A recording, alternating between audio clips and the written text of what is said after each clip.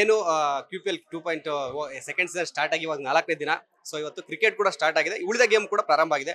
ಸ್ವತಃ ನಮ್ಮ ಜೊತೆ ಇವಾಗ ಮಾತನಾಡೋದಕ್ಕೆ ಬಳ್ಳಾರಿ ಟಸ್ಕರ್ಸ್ನ ಕ್ಯಾಪ್ಟನ್ ನಮ್ಮ ಜೊತೆ ಇದ್ದಾರೆ. ಅವ್ರನ್ನೇ ಮಾತಾಡ್ಸ್ತಾ ಹೋಗೋಣ. ಏನ್ ಹೇಳ್ತಾರೆ ಇವತ್ತಿನ ಮ್ಯಾಚ್, ಏನೇನು ಆಡಿದ್ರು, ಯಾವ ಸ್ಪೋರ್ಟ್ಸ್ ಆಡಿದ್ರು, ಗೆದ್ರ ಸೋತ್ರ ಅವ್ರನ್ನೇ ಕೇಳ್ತಾ ಹೋಗೋಣ. ಮೇಡಮ್, ಎಸ್, ಇವತ್ತು ಕ್ರಿಕೆಟ್ ಪಂದ್ಯ ಶುರು ಆಗಿದೆ and I think we last the first game.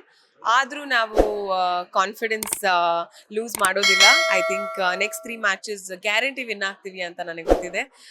Have complete faith in the girls and so for ನಾವು ಬೌಲಿಂಗ್ ಮತ್ತು ಲೇಸರ್ ಟ್ಯಾಗಲ್ಲಿ ಫಸ್ಟ್ ಬಂದಿದ್ದೀವಿ.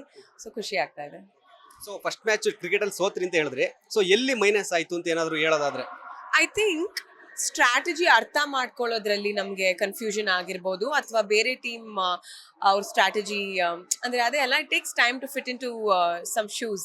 ಸೊ ಈಗ ನಮ್ಗೆ ಅರ್ಥ ಆಗಿದೆ ಆ್ಯಂಡ್ ಅದ್ರ ತಕ್ಕಂಗೆ ಆಡ್ತೀವಿ. ನಿಮ್ಮ ಟೀಮ್ ಅಲ್ಲಿ ಒಬ್ರು ಕೀ ಪ್ಲೇಯರ್ ಅಂತಿದ್ರೆ ಯಾರು ಅಷ್ಟು ಸ್ಟ್ರಾಂಗ್ ಆಗಿದ್ದಾರೆ? ಆಲ್ಮೋಸ್ಟ್ ಎಲ್ಲರೂ ಸ್ಟ್ರಾಂಗ್ ಆಗಿರ್ತಾರೆ, ಪ್ರಾಕ್ಟೀಸ್ ಮಾಡಿದ್ದಾರೆ. ಸೊ ಒಬ್ರು ಕೀ ಪ್ಲೇಯರ್ ಅಂದ್ರೆ ಯಾರನ್ನ ಹೇಳ್ತೀರಾ? ಐ ಥಿಂಕ್ ಆ ಥರ ನಾನು ಹೇಳೋದಕ್ಕೆ ಆಗೋದೇ ಇಲ್ಲ. Each player contributes to the team. I think that makes the team.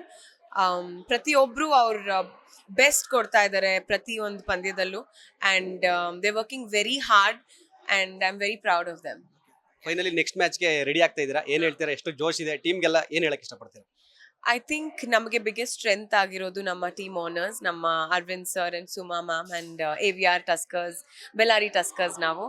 So I thank them. ನಾನು ಅವ್ರಿಗೆ ಥ್ಯಾಂಕ್ ಯು ಹೇಳಕ್ಕೆ ಇಷ್ಟಪಡ್ತೀನಿ, ಯಾಕಂದರೆ ಅವರು ನಮ್ಮಲ್ಲಿ ಆ ಒಂದು ಕಾನ್ಫಿಡೆನ್ಸ್ನ ತುಂಬಿದ್ದಾರೆ. ನನ್ನ ಟೀಮಿಗೆ ನಾನು ಏನೂ ಹೇಳೋದಿಲ್ಲ, ನಾನು ಯಾವಾಗಲೂ ಹೇಳೋದು ಇಷ್ಟೇ, go out there and have fun, relax, have fun. ಯಾಕಂದರೆ ತುಂಬ ಟೆನ್ಷನ್ ತಗೊಂಡಷ್ಟು ನಮಗೆ ಕನ್ಫ್ಯೂಷನ್ ಜಾಸ್ತಿ. ಸೊ ನಾನು ಜಸ್ಟ್ ಹ್ಯಾವ್ ಫನ್ ಅಂತ ಹೇಳ್ತೀನಿ ಅಷ್ಟೇ.